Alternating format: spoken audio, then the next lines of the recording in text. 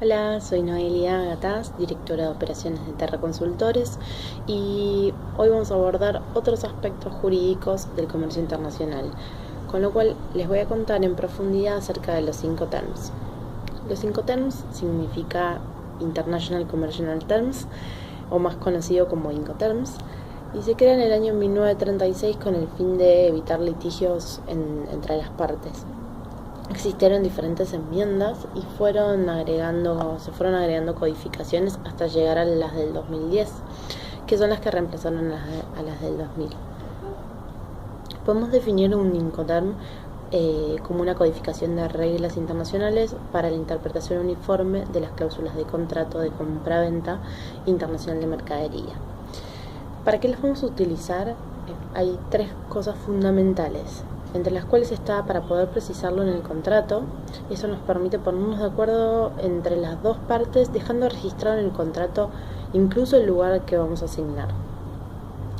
Para escoger la regla adecuada, también es parte de la negociación de precio en cuanto al servicio que vamos a fijar, el nivel de este servicio, el medio de transporte, la capacidad, la organización, incluso las costumbres del mercado, van a estar todas involucradas acá.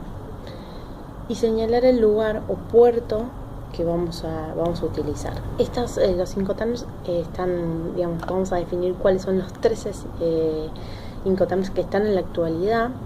Tenemos el primero como FOB, Free on Board, libre a bordo. La responsabilidad del vendedor termina cuando las mercaderías sobrepasan la borda del buque o puerto de embarque convenido. El comprador debe soportar todos los costos y riesgos de pérdida o daños de la mercadería desde aquel punto.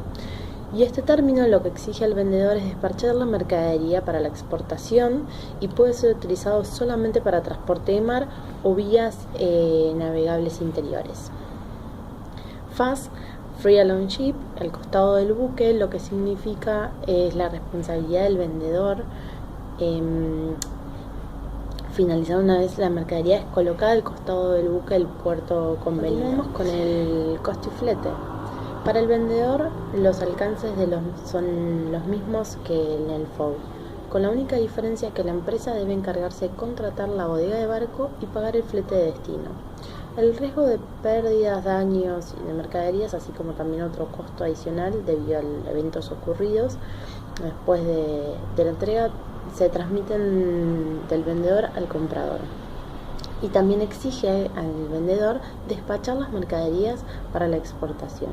Este término puede ser utilizado solo para el transporte de mar y vías navegables interiores. En el caso del CIF, que es costo, seguro y flete, significa que el vendedor entregará la mercadería cuando ésta sobrepasa la borda del buque en el puerto de embarque convenido. El vendedor debe pagar todos los costos y el flete necesario para conducir las mercaderías a puerto de destino convenido.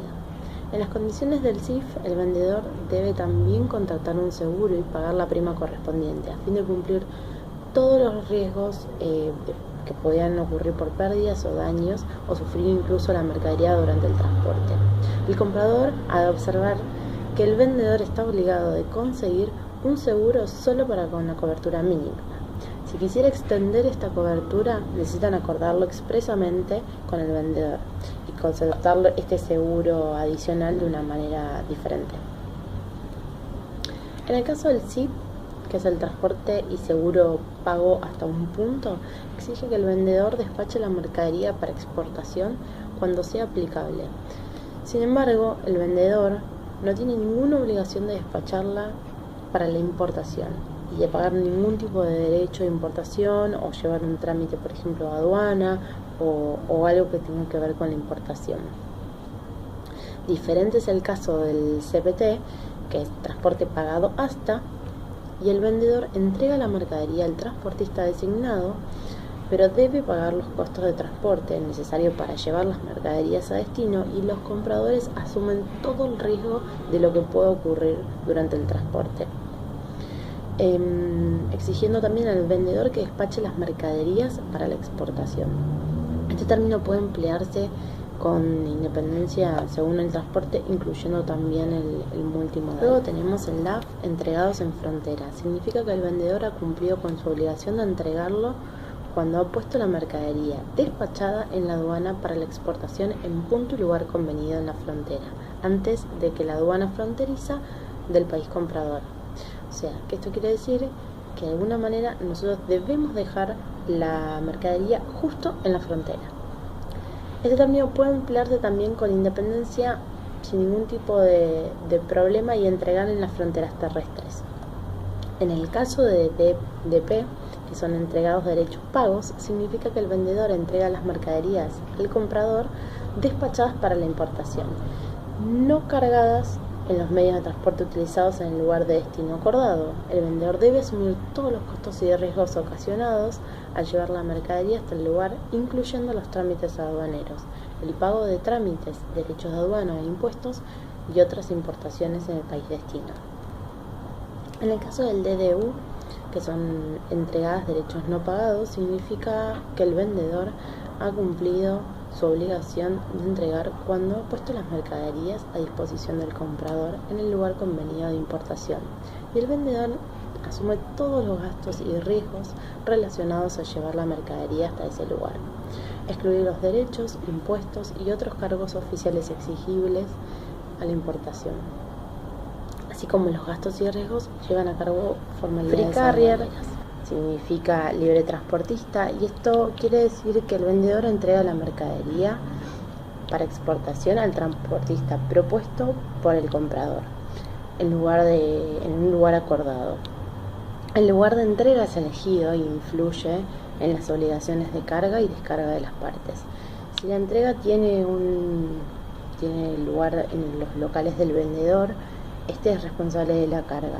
Si la entrega ocurre en cualquier otro lugar, el vendedor no es responsable de la descarga.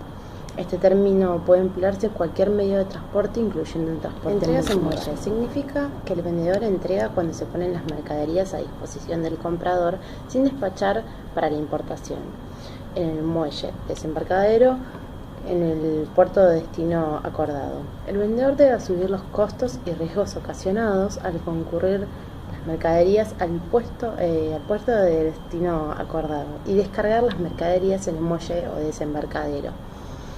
Se exige que el comprador despache las mercaderías para la importación y pague todos los trámites, derechos e impuestos, además de cargas a importaciones. En el caso de las entregadas sobre el buque, significa que el vendedor entrega cuando se ponen las mercaderías a disposición del comprador a bordo del buque, no despachadas para la importación en el puerto de destino acordado. En el caso de ex-work, que es en fábrica, significa que el vendedor entrega cuando se ponen las mercaderías a disposición del comprador en el establecimiento del vendedor o en cualquier otro lugar convenido. Esto quiere decir la fábrica, el almacén o incluso un local.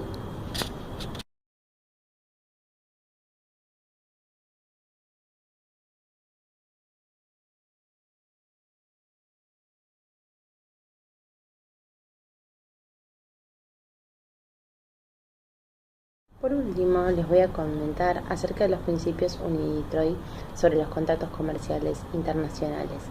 Estos principios, que son contratos comerciales internacionales, fueron publicados por primera vez en el año 1995, siendo una agencia especializada de las Naciones Unidas que tiene como misión unificada del derecho privado, y los principios de UNI-DETROIT establecen reglas generales aplicadas a los contratos mercantiles internacionales. Asimismo, hay que subrayar que la importancia que han adquirido en los últimos tiempos es a la hora de interpretar y complementar instrumentos internacionales de derecho uniforme en el comercio internacional. La utilidad de estos principios radica porque son una serie de principios reconocidos por una serie de especialistas en la materia, que es como habituales en la práctica diaria del comercio internacional, también conocido como lex mercatoria. Estos principios y costumbres habitualmente no suelen tener en cuenta los códigos de comercio y las legislaciones internas de los países, más enfocadas en las transacciones nacionales e internacionales. Como elementos diferenciadores, los principios Unidetroit tienen el modo de ejemplo que podrían mencionar en los dispuestos formación de contrato. Tomamos algunos artículos como para poder entender de qué se tratan. Y estas cuestiones están ligadas a la libertad en la forma de los contratos internacionales, en reconocer usos y costumbres del comercio internacional, en deber confidencialidad a las empresas y a las negociaciones, no ventilar de alguna manera información, datos o algo que pueda perjudicar a las partes, aunque quede claro que probablemente por ahí incluso hasta no se llega a ninguna negociación, y resuelven muchos problemas en la batalla en las condiciones generales de contratación. Entonces se toman medidas estándar.